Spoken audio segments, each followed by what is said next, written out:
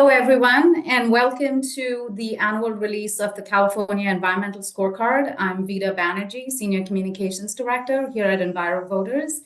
And also welcome to our audience on YouTube Live and members of the press who are joining us.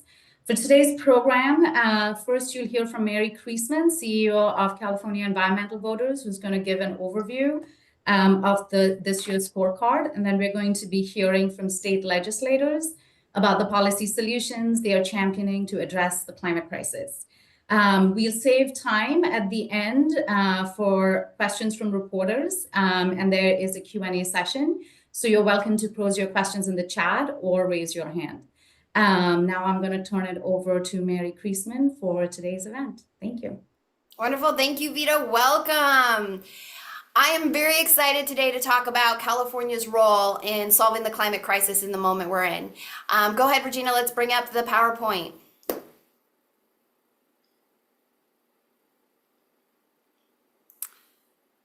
All right, so as you all know, we don't have to tell anybody, the climate crisis is here now. LA has been devastated by catastrophic unnatural fires. We also are seeing a wave of anti-environmental attacks from the federal administration while we are grappling with the reality of the crisis in this moment. And so our theme this year is California's big call to action. Next slide. California's score for their action in 2024 is a B, an 84%. And you'll see here the trajectory of California's leadership from 2020 through 2024. We've had some big years. 2022 was a landmark standout year. At 91%, the first time California got an A, California was operating at a high level, passing policies, making investments across sectors that year. In 2021, California got a failing grade on climate. You'll see in 2023 and in 2024, California got a B. We made some big progress moving forward, but we also had some big steps back in terms of undercutting our own progress through anti-environmental actions. And what we need to know in this moment is that California has the capacity to lead. Given 2022's score, we know that California can lead at a high level. And that's where we are right now. That's what we need to see. Next slide.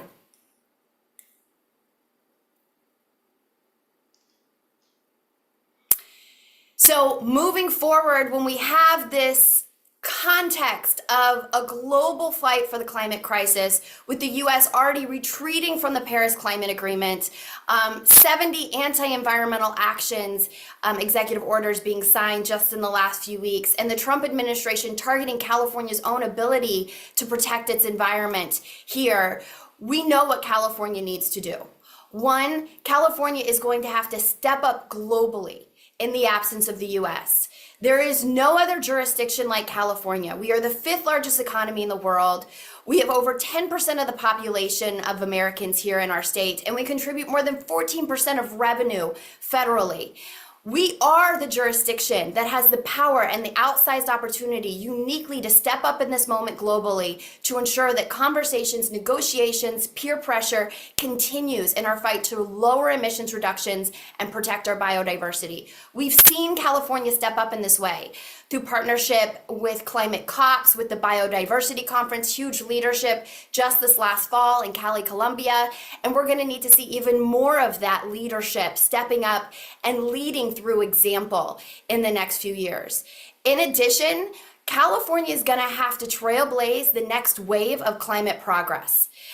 We are going to have to partner with other states to say, look, as the federal government tries to push us back, the best defense is a good offense. We can't pause for 4 years on climate action while we have an anti-environmental administration.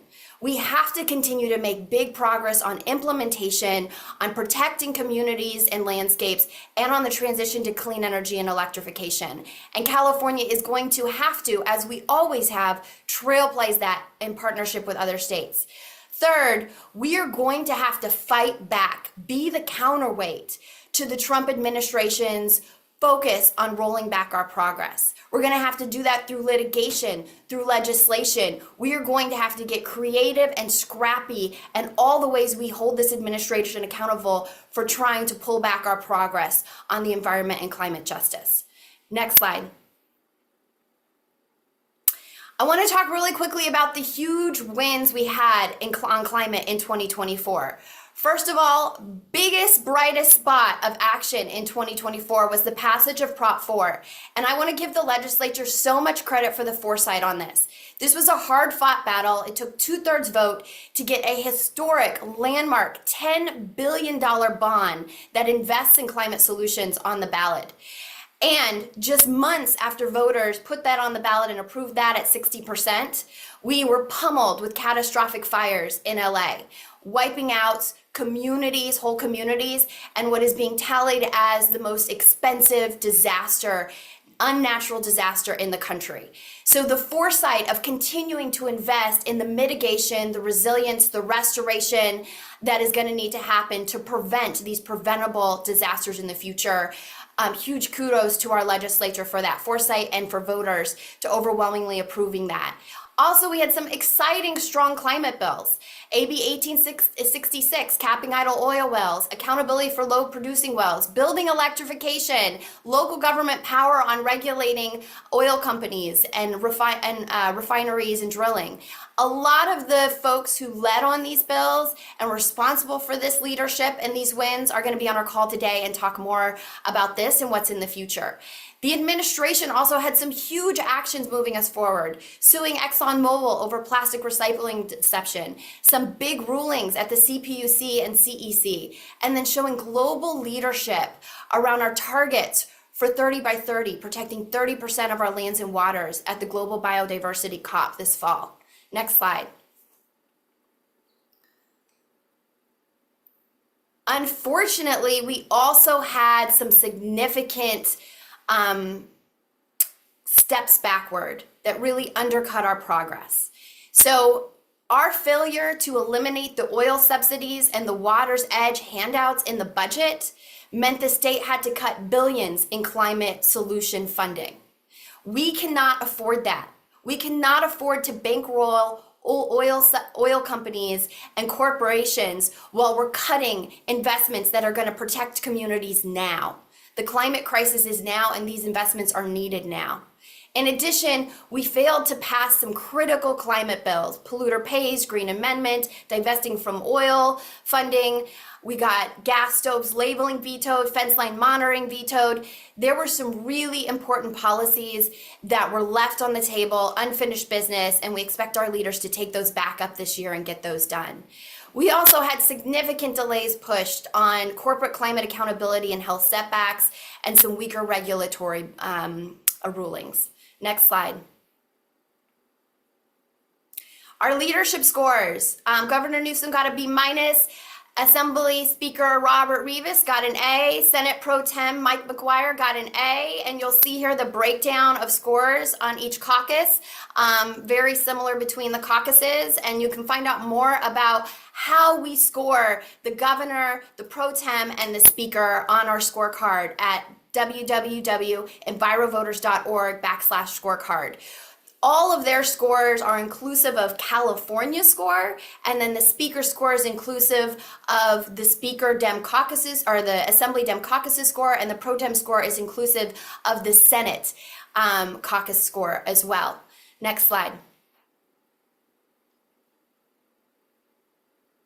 All right, one of the big things we have been tracking for a few years is oil money and politics.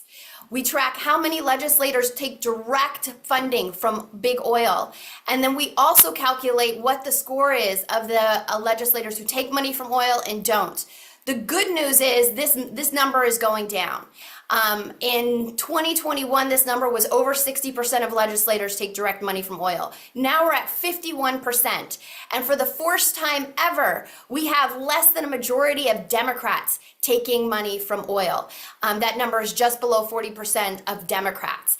And this is why this matters. The average score of Democrats who don't take money from big oil is 95%, an A. The average score of Democrats who do take oil money is 70%. So we see clearly that crystal clear what is wrong. Corporate polluter money and politics is the reason why we are not acting on climate justice at the rate and scale that we can and need to be. Unfortunately, all of the Assembly and Senate Republicans take oil money, and the average score for Republicans is 9% on our scorecard. Next slide. I want to again say California has a big call to action right now. We don't want to spend a lot of time looking back. We need to look forward because California plays a unique and outsized role in this moment of catastrophe, proving to us the climate crisis is here now, this unnatural disaster we are experiencing every season across the world, and also in the context of a Trump administration that is looking to attack our progress at every turn. And California is the only jurisdiction in the nation that has the weight, the power, and the will to fight back and push forward. We are going to need to see energy and insurance affordability. We're going to need to see big financing of climate solutions on biodiversity conservation and transitioning to clean energy and electrification through ending oil subsidies, water's edge, through creating a climate super fund. We're going to need to see grid regionalization and scaling clean energy and creating advanced mitigation pots of money to reach our 30 by 30 goals. We're going to have to transition from fossil appliances. There's huge opportunities for that regulatorily. Next slide. I'm really excited to share today who we have in our 2024 Climate Caucus.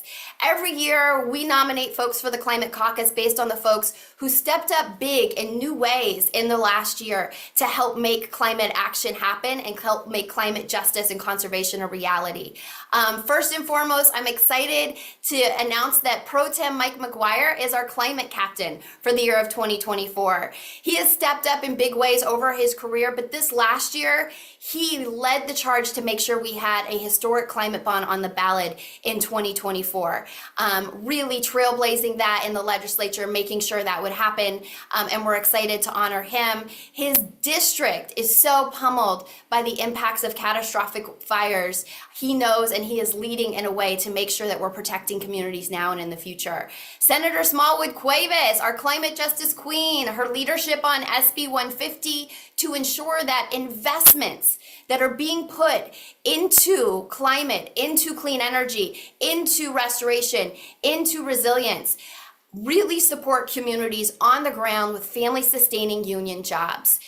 She is at the forefront, is making sure as we have this transition to clean energy and resilience, that we are also lifting up communities out of poverty at the same time and ensuring they can support themselves and their families and have sustainability. And we're grateful for her leadership to make sure our movement is a one of equity and opportunity.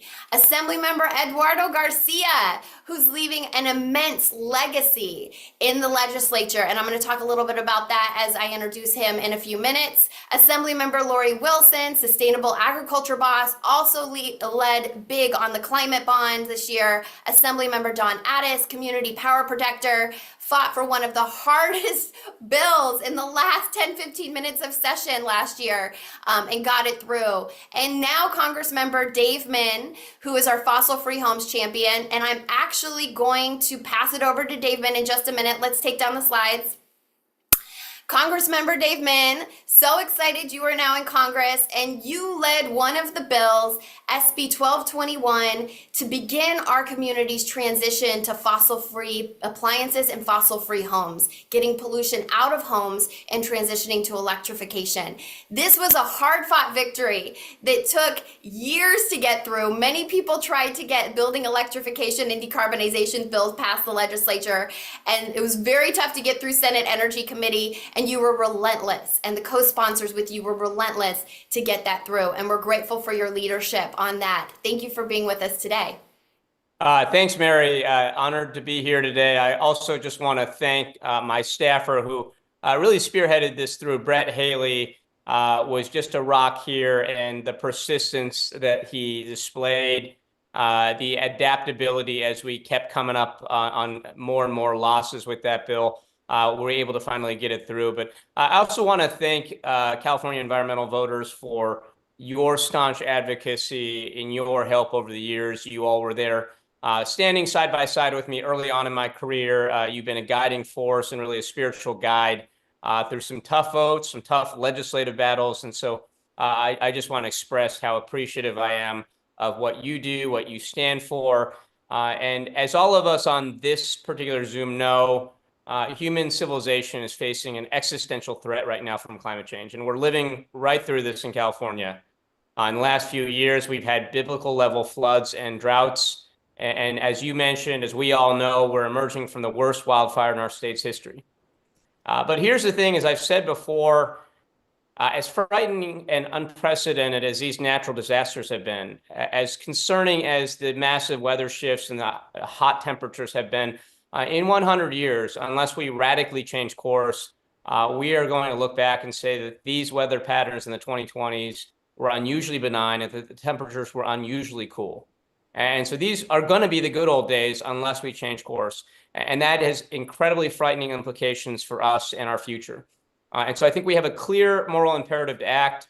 What I tell everyone all the time is if you have someone in your life that you think will be around in 2050 or 2075 or beyond, you have a moral imperative. You owe it to them to treat the climate crisis with the urgency it demands.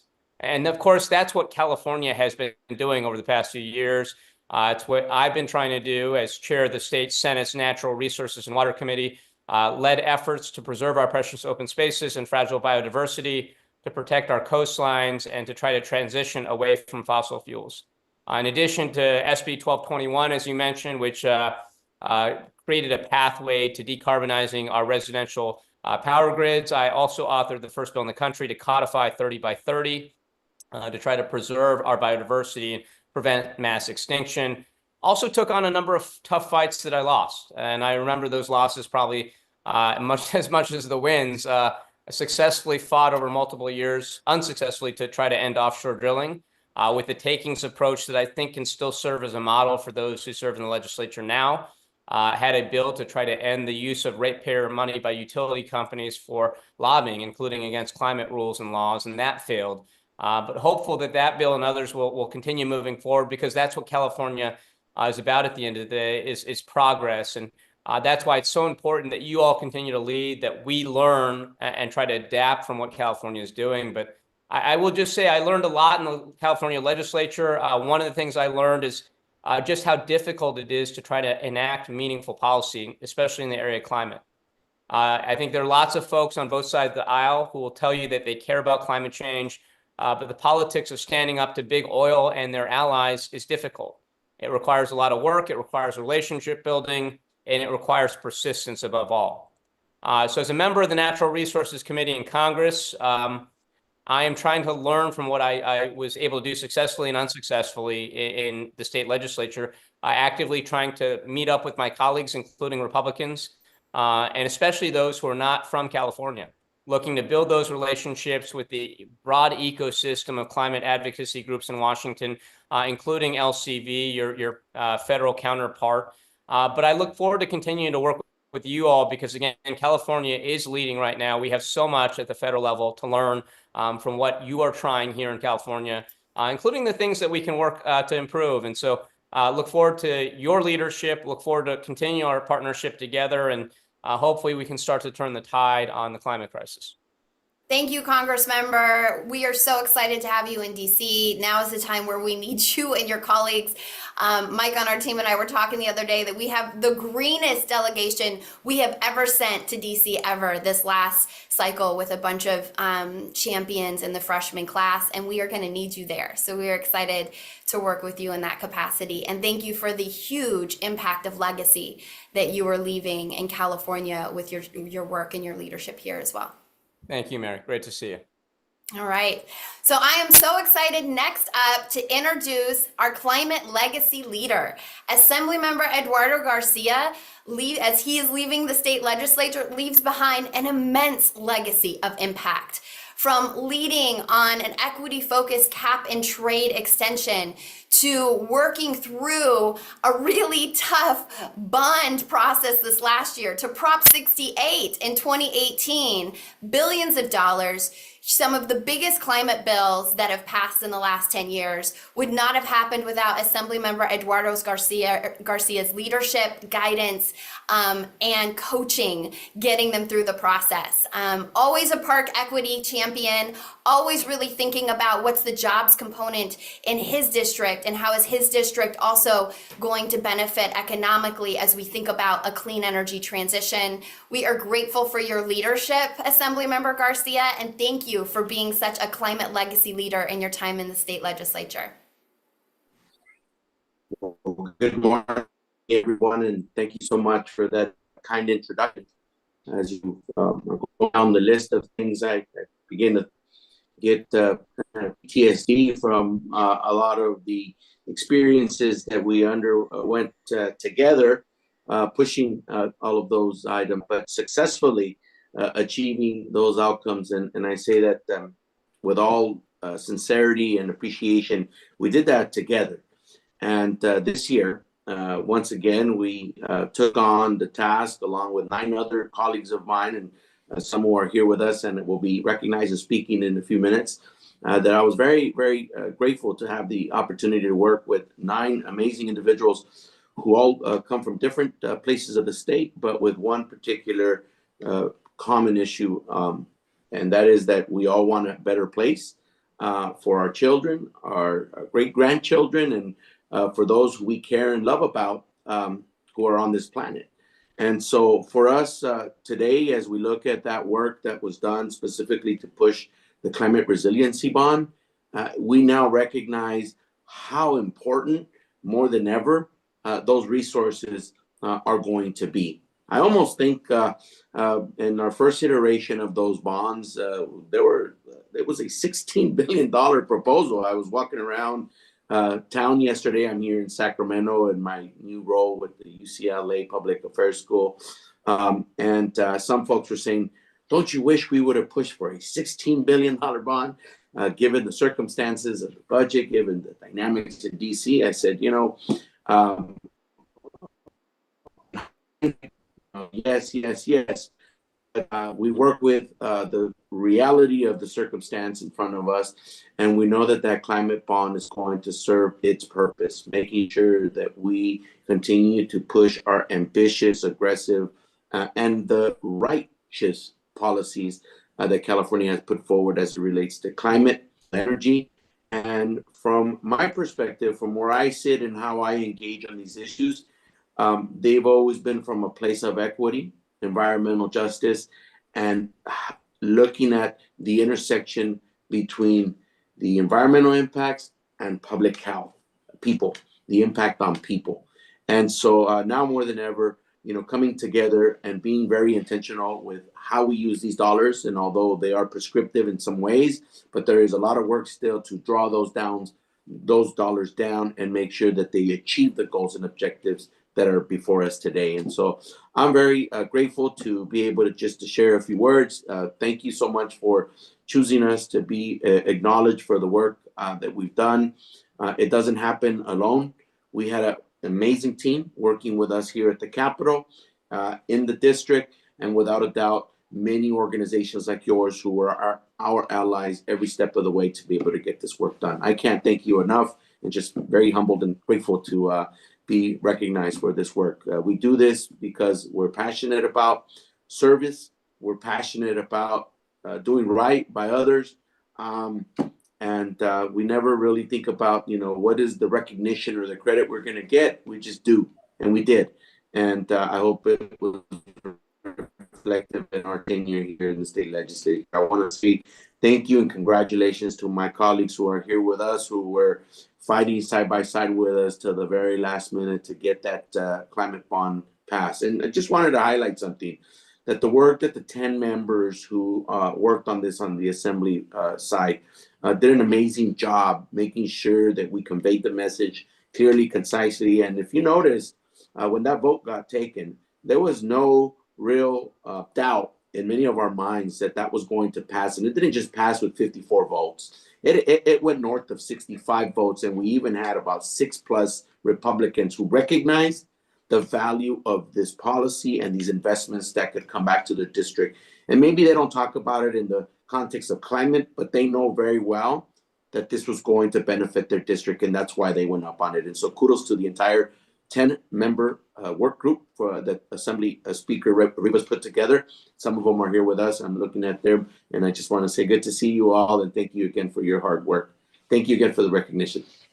Thank you, Assemblymember. And I have to say, what you said about doing the work and not worrying about the recognition was a hallmark of your leadership in the legislature. You worked so hard. We worked together on Prop 68. We worked together on Prop 4. I saw the work you were putting in through the ups and downs of, is this going to be a bond? Is it not going to be a bond last year? We kept talking. You were lining up the votes. So when the moment came, when the deal was done, the votes were lined up, you put in the work. So grateful for your leadership on that. That was a hallmark of working with you in the legislature. And it really was a role model. Thank you.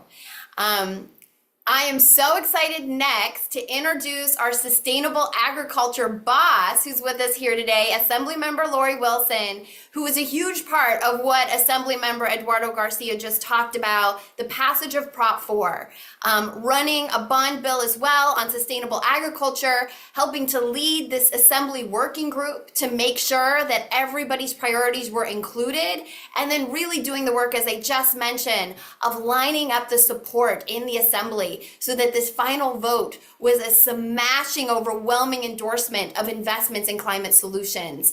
Your leadership last year, Assemblymember Wilson, is part of the reason why now we have billions of dollars to support in LA wildfire mitigation. Thank you. Thank you so much. It's a pleasure to be in this space. I love sustainable agriculture. I love the environment, and I'm glad I'm able to talk with you all today. So looking back at last year's successful passage of the 10 billion climate resilience bond, I am filled with a deep sense of pride and gratitude. And thanks to the overwhelming support of nearly 60% of voters, we've been able to take significant strides towards securing California's environmental future. The journey to the ballot was a testament to the power of coalition building. We united advocates like you and other groups, community leaders, and fellow legislators to craft a bond that addresses the diverse and urgent needs of Californians, especially our most vulnerable communities on the front lines of the climate crisis, just like my colleague, Assemblymember Garcia said. Now, this measure was a result of countless meetings and long negotiations that often ran late into the evening, and I dare say morning a few times, and filled many of our weekends, including on a family trip outside of the state. But it was a privilege to work alongside my colleague who you just heard from, Assemblymember Garcia, and he will forever be my colleague. I know he's a former, but forever my colleague, and also the rest of the working group. There were so many diverse viewpoints from all across the political spectrum. Their insights and dedications were instrumental in shaping a comprehensive bond that truly reflects our shared values and goals. That is truly what coalition building is about, not disparaging one another, but working together on a common goal towards a brighter future for us all. An investment in our environment is an investment in our future. We each have an obligation to leave future generations a healthy environment. Now, the recent devastating wildfires that you just mentioned in Southern California underscore the ongoing need for the wildfire and forest resiliency measures funded by the bond. These initiatives are now more crucial than ever in enhancing our ability to manage and mitigate wildfire risk effectively. We know that when there's a wildfire, the damage done to our air and our environment erases all the work that we've done previously to mitigate climate change. And also investing in sustainable farming practices, reducing emissions, and supporting farm worker communities will strengthen our food systems and protect the health of those most impacted by the environmental harm.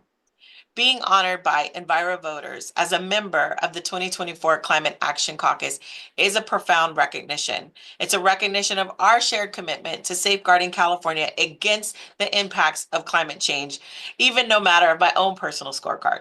Now, this accolade is a tribute to the hard work and dedication of every single person who's played a part in the success of the Climate Resilience Bond. As I mentioned before, from advocate groups all the way to our members of the legislature, including the voters who we couldn't have done without. Thank you so much for letting me be a part of this program today, and I look forward to partnering on issues that we care most about where we can find common ground. Thank you, Assemblymember Wilson. And I have to say, your passion and commitment to these issues around resiliencies, our natural working lands, is so real. You and I met multiple times last year about your drive the year before around this bond and what it's going to take to get it done. And you have shown true leadership and a commitment to these issues that we're excited to continue to work with you on. Thank you. Thank you. I am so excited next to introduce our community power protector, Assemblymember Dawn Addis. Assemblymember Dawn Addis is new to the legislature, but came out swinging this last year, leading one of the bills that was one of the hard-fought victories in the last, passing the last 15 minutes of session at midnight on the last day of session. And a bill that shouldn't have been so hard fought, really just giving local communities the power and authority to regulate their own power and their own ability to say what kind of energy do they want produced and worked on in their communities, and just affirming that ability for local communities. And yet it had all of the oil, power, and money against it lined up. And Assemblymember Dawn Addis prevailed. It came up multiple times in the legislature. We kept being a couple votes short, but she was relentless in making sure that local communities like her would have the power and jurisdiction to say what type of energy was going to be produced in their region and what that looks like. Thank you for your tenacity and your leadership in getting this across the finish line and showing so much vision, Assemblymember. We're excited to have you here today. Well, it's wonderful to be here, and I just want to say a deep, deep thank you to EnviroVoters and to all of your work, Mary, and your entire team. It's a huge honor to have this and be able to be with you. And I also want to say, I think Congressman Min left, but he was very seminal in getting this out of the Senate when we worked on 3233, and Assemblymember Garcia, it's so nice to see you. I have some of your former staff, and we often talk about your sense of humor, how strong you are in the climate world, but how you do that with such grace and humor. And thank you to all of my colleagues who have done this work on climate, because it really is real. And we feel it on the Central Coast all the time, whether it's the atmospheric rivers that happened when I first got elected, or the landslides in Big Sur and coastal erosion, the impending threat of wildfire. The climate crisis is real.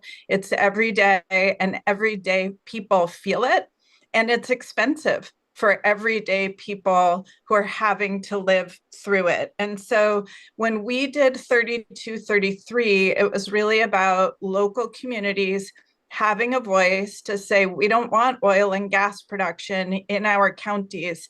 And what you may not know is, now that that has passed, there is a new effort in Monterey County to ban fracking.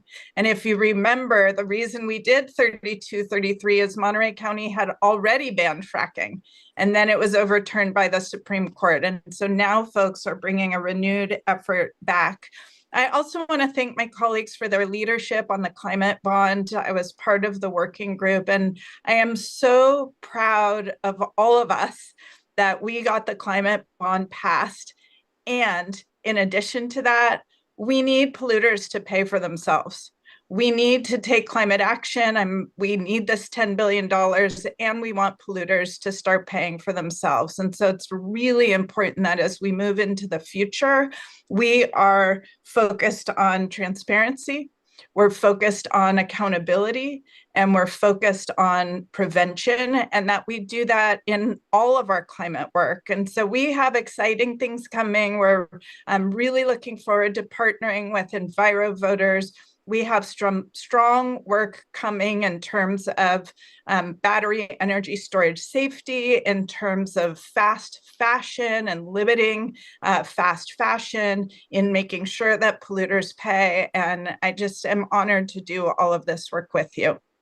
Thank you, Assemblymember. We're really excited. Assemblymember Addis and Senator Menjivar are taking on Polluter Pays, creating a climate super fund to advance resiliency and clean energy in the state. For the first time saying, look, this crisis is fueled by fossil fuel companies, and we need to hold them accountable. They need to pay their fair share. Taxpayers are paying through government investments. Ratepayers are paying through rising food, energy, insurance costs.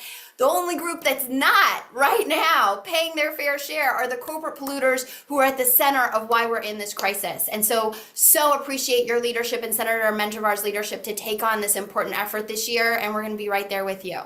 We're going to get it done. All right, now we're going to take some questions.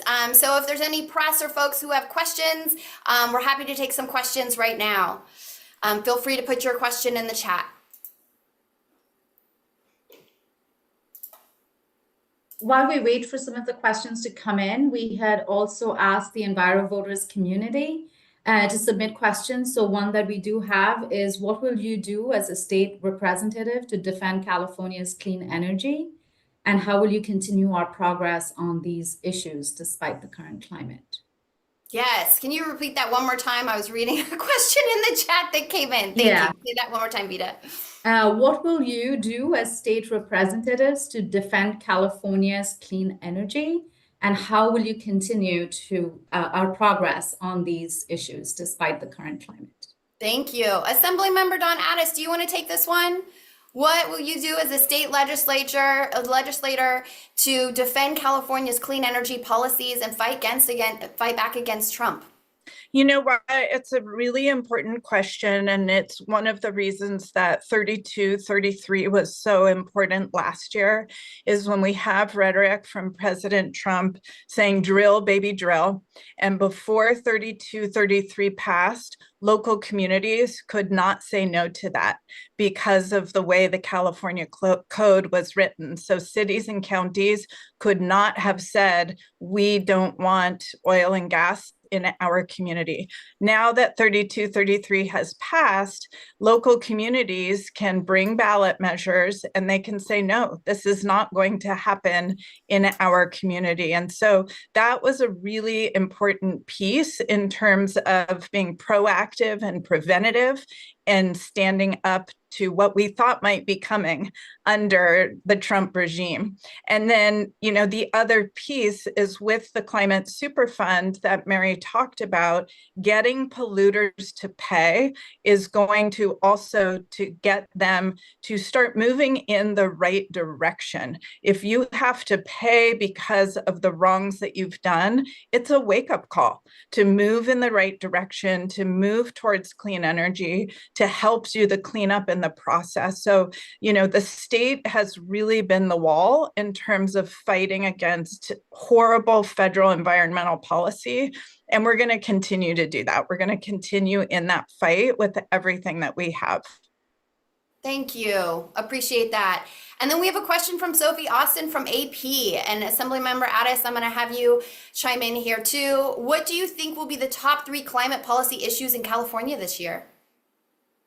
Well, certainly the Superfund is probably our very top climate priority. We're going to have, you know, some in-depth conversations around cap and trade, and there's some work that's, you know, some thinking around cap and trade, or cap and invest, as some people are calling it. And then, you know, there's making sure that we have the right situation when it comes to insurance, and that people really are able to get what they need from the insurance market when climate disasters happen. And there's going to be some robust conversations around all of these.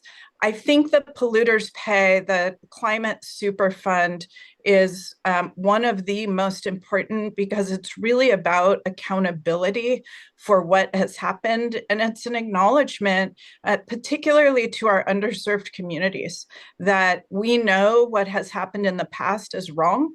It's time to rectify that and time to move into the future.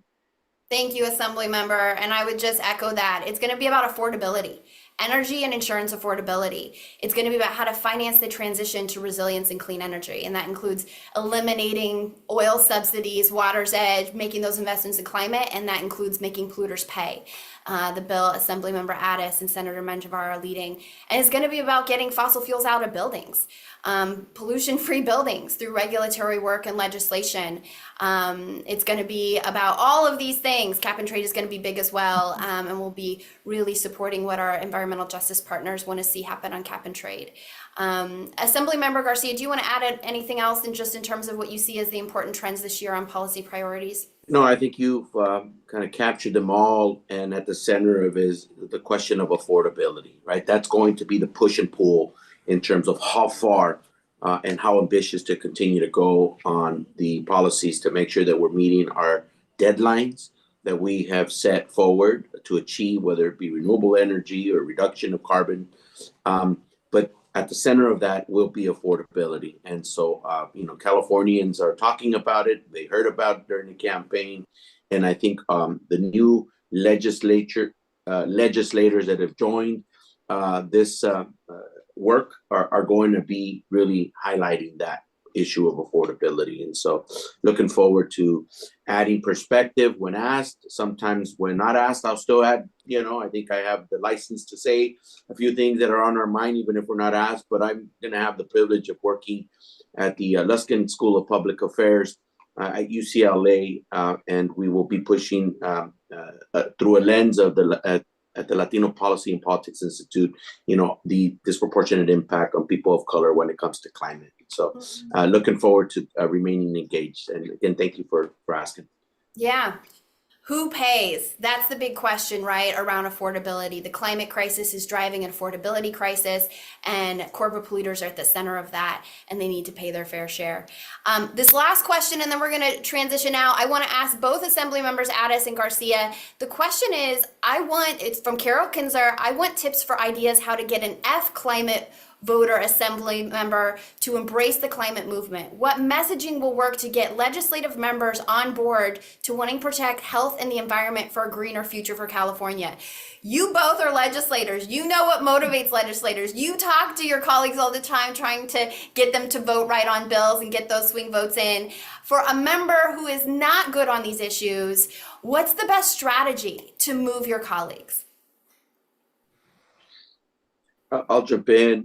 Look, it's a member looking at their district, looking at the actual direct impacts that climate is having in their own community, identifying groups, organizations that are strong in that district, and together, presenting these issues, not from a place of talking about climate, but sometimes from a place on how it's impacting people, whether it be respiratory problems that children are having in that district, whether it be access to clean water that, perhaps they don't have the ability to obtain, extreme heat, extreme cold weather. The circumstances vary depending on the region. But I think that sometimes it's really hitting home, right? Making sure that you're creating that strong nexus to what's happening in their very own district. That would be my suggestion. And I would absolutely agree. I think this is, for many people, it's talking about health and welfare. And I think there's a lot of common ground when we talk about the health and welfare of our communities, making sure that the economics, we understand the economics are incredibly important. And being unhealthy is very, very expensive. Living through disastrous floods and disastrous fires is very, very expensive. And so, for legislators who may feel like they're torn between being a climate champion or being an economic champion, I think in a lot of ways it's talking about the very real experiences of constituents who are paying more because of the climate crisis. They're paying more for air conditioning. They're paying more for food. They're paying more for healthcare. But there's a reason that that's happening, and it's the nexus with a climate that is becoming less and less livable. And so, it doesn't have to be an either or choice. It's a both and when we talk about climate solutions and economic solutions. That's a great point. And I would just add, your legislators need to hear from you as constituents. And we need to make it clear the climate crisis is here now. There's no question. This is not about future. This is about now. And the communities that have been wiped out by the devastation in LA didn't think they were next. No community thinks they're next. What we do now will determine people's safety, livelihoods, communities tomorrow. And so just really leaning in that these disasters are preventable. These are unnatural disasters. They are preventable. and it's going to take huge government action to protect our communities right now. Thank you for that. We have one last question from the SACB. Stephen Hobbs is asking, let me catch this.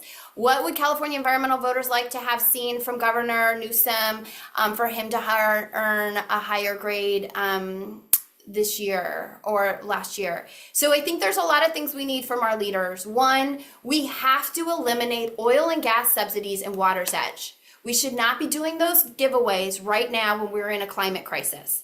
Those investments need to go to climate solutions. It's low-hanging fruit. It needs to happen. Two, there were way too many vetoes of critical bills. A health labeling bill, just to put labels on fossil appliances saying you need to run your fan when you're using a fossil appliance because it's toxic for your families and you're putting fumes in your home in an enclosed space, got vetoed. And we don't know why. In addition, fence line monitoring, a hard-fought victory from Majority Leader Lena Gonzalez. The speaker was involved. That got vetoed right out the gate. Multiple years in the work. Earth Justice led the fight on that as well. Those types of bills should not be vetoed. Way too many vetoes.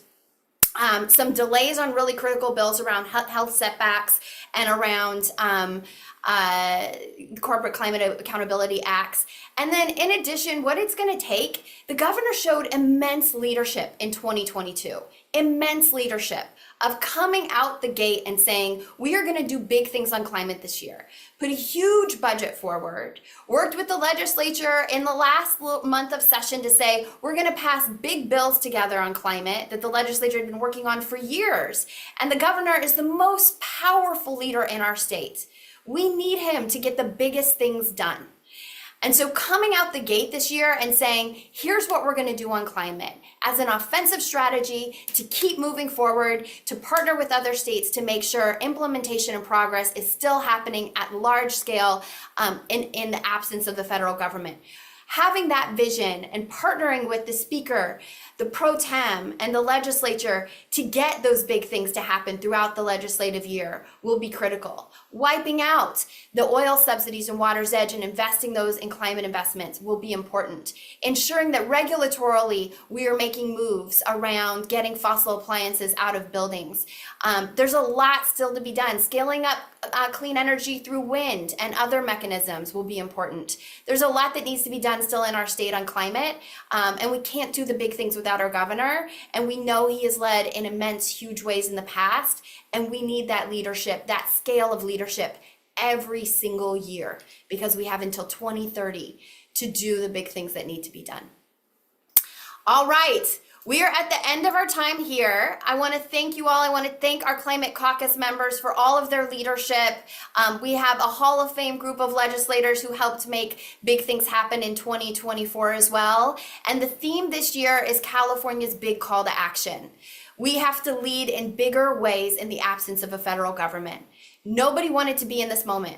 We didn't want LA to be ravaged by catastrophic unnatural fires. We didn't want a federal presidency to be attacking our progress and attacking California personally. Unfortunately, it's our reality, and our leaders are up to the task. They have what it takes to lead in ever more bold, aggressive, and visionary ways. And we at EnviroVoters and our partners across the climate justice movement are ready to support their leadership to ensure that California lives up to what's needed in this moment. Thank you. Check out the scorecard at www.envirovoters.org/scorecard.